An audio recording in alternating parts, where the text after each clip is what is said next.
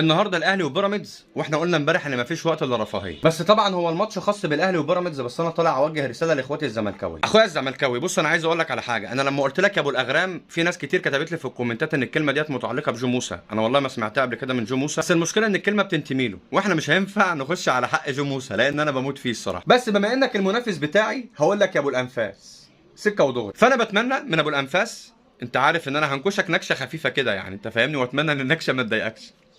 بص يا ابو الانفاس، لو انت النهارده عايز تعمل حاجه حلوه للاهلي سكه ودغري، شجع بيراميدز، ما تشجعش الاهلي. قول لي ليه بقى؟ لان كل الفرق اللي انت شجعتها قدام الاهلي، الاهلي بيكسبها، وانت عارف انت سرك باتع وفيك شيء لله. فاتمنى ان انت تشجع بيراميدز النهارده. لو بتحبني شجع بيراميدز عشان نكسب، شجع بيراميدز عشان الاهلي ياخد الدوري وما يبقاش بيراميدز واخد الدوري مني ومنك. بس بص، بيراميدز لو خد الدوري هيبقى واخده من الاهلي والزمالك، مش من الاهلي بس. وانا اتمنى ان بيراميدز ما ياخدش الدوري.